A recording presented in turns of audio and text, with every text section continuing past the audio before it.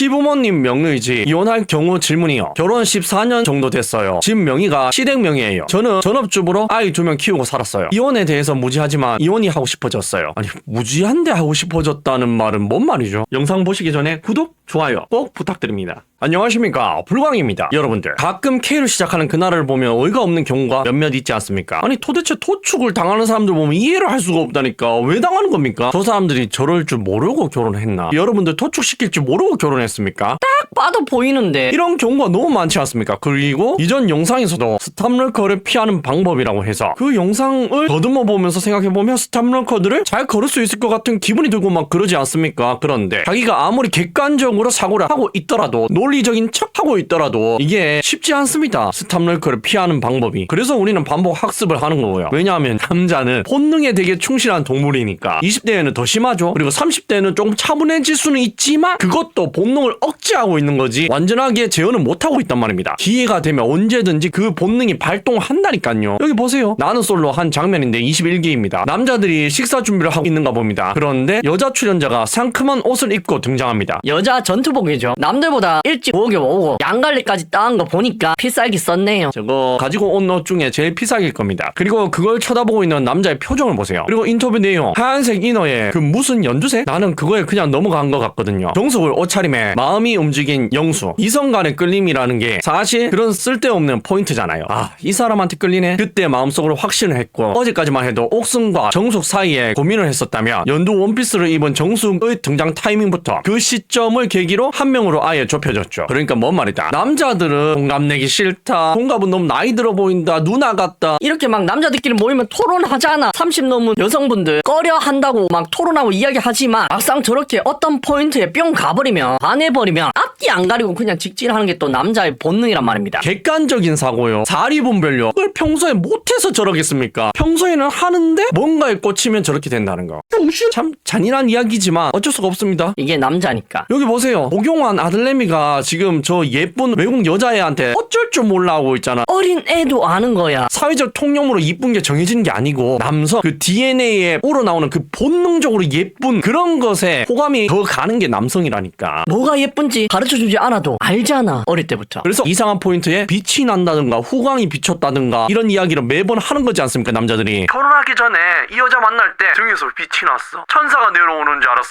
이런 것 때문에 우리가 평소에 한여학을 그렇게 열심히 해도 소용이 없다는 겁니다. 반해버리면 끝이라니까. 그리고 한여학 교육을 무시하고 결혼하면 어떻게 되나? 이럴 경우가 상당히 많다는 거죠. 시부모님 명의지 이혼할 경우 질문이요. 결혼 14년 정도 됐어요. 집 명의가 시댁 명의예요. 저는 전업주부로 아이 2명 키우고 살았어요. 이혼에 대해서 무지하지만 이혼이 하고 싶어졌어요. 아니 무지한데 하고 싶어졌다는 말은 뭔 말이죠? 제가 이혼을 요구하게 되면 재산이나 아이들 어떻게 되나요? 신랑이 나쁜 짓 한 건 아니에요. 제가 시부모님 때문에 스트레스가 결혼 초부터 심하기도 했고, 신랑하고 안 맞는 부분들이 이제 골마있던 모든 것들이 다 터진 것 같아요. 이혼하면 빈 털터리로 이 집에서 나가야 되는 걸까요? 라는데, 아니 왜 빈털털입니까? 저는 이런 분들이 이해가 안 간다니까. 그러면 무슨 돈으로 살았는데요? 전업주부로 14년 동안 사셨다면서요? 그러면 그동안 남편은 놀았습니까? 남편이 벌어온 돈으로 생활했을 거 아닙니까? 그리고 시부모님이 상당히 지원해줬겠죠? 그러니까 저렇게 쩔쩔매고 짜증만 내고 있지. 그럼 남편과 시부모님의 지원으로 살던 그 시절은 다 없어지는 겁니까? 이혼할 때 당장 돈이 없으면 그냥 그 시절은 없는 거야? 맞아야 되겠다. 이 사람들의 논리는 진짜 이상하다니까. 지가 여태까지 썼는 돈은 기타 등등은 다 무시하고 지금 내가 이혼했을 때 가져갈 돈만 생각하잖아. 너무 이기적이지 않습니까? 그리고 뭐요? 여기에 글쓴이가 단 댓글 보세요. 그래도 아이 둘 낳고 시부모 챙기며 10년 넘게 살았는데 돈이 없는 분들도 아니고 일부러 명의를 안 넘겨주셔서 전 남는 거 아무것도 없이 무료로 살게 해줘서 감사해 하라니 너무 슬퍼서요. 라는 댓글이 보이십니까? 넌 좀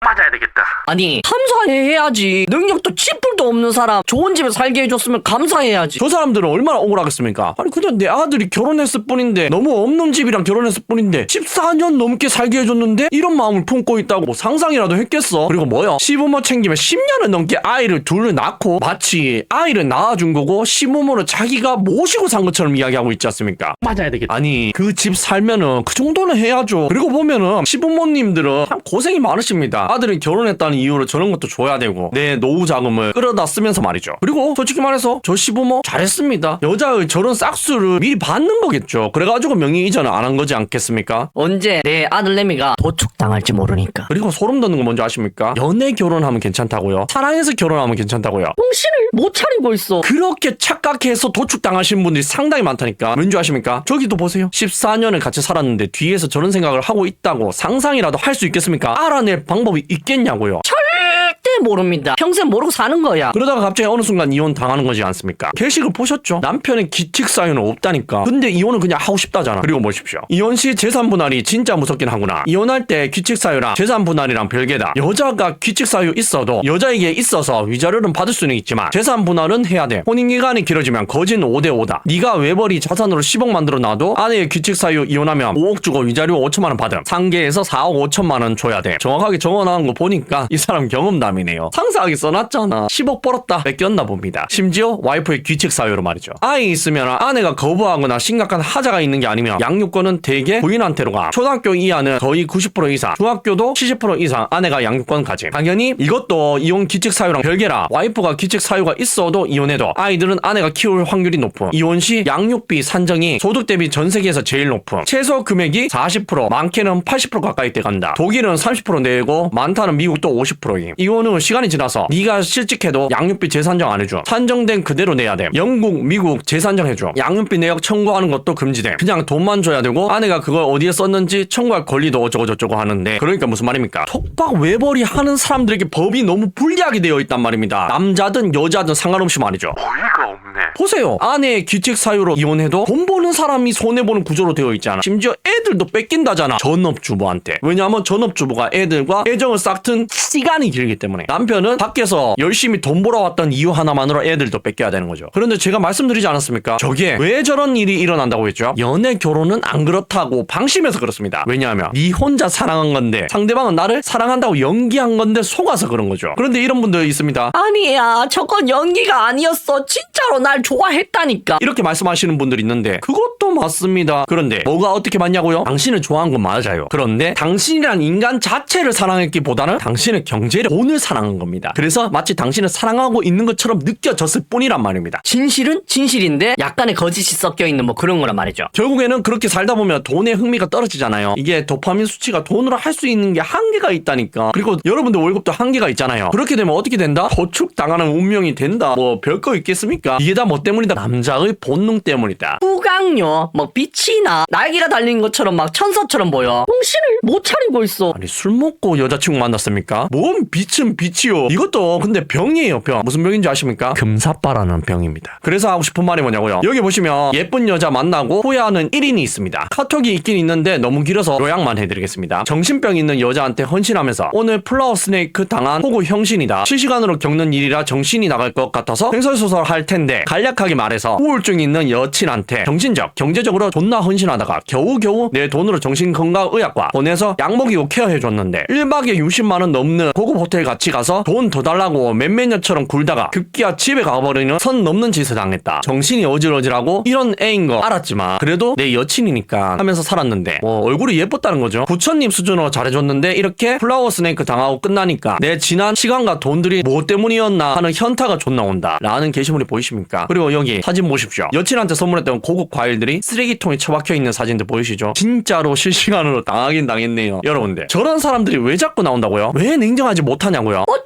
수 없다니까. 그게 남자의 본능이라니까요. 여자친구가 예쁘니까, 그리고 그 어떤 특장점, 매력이 있으니까 그것 때문에 결혼한다니까. 그리고 살다 보면 어떻게 된다고요? 저렇게 된다니까. 인간이 원래 그래요. 인간이 내가 어떤 주식을 가지고 있지 않습니까? 그 주식에 대해서 좋은 점만 보이지 않습니까? 나쁜 뉴스요? 하나도 안 들려. 그래가지고 점점 물리는 거잖아. 물 태우다 좋은 점만 보다가 마이너스 90% 되는 거지 않습니까? 종토방 가보십시오. 그런 사람들 천지니까. 그런데 거기에 있는 사람들 안 똑똑해서 당하나요? 멍청해서 당합니까? 아니에요. 직장도 좋고 심지어 대학도 좋은데 나온 사람 수두룩 빽빽합니다. 그런데 왜 그렇다고요? 내가 그걸 비싸게 샀으니까, 잘못 샀으니까, 나중에는 아닌 줄 알면서도 이 손절을 못해서 여자친구를 손절 못하는 것처럼 말이죠. 그렇게 점점 나락의 구렁텅이로 빠진다는 겁니다. 주식하고 결혼하고 비슷한 느낌이 있어요.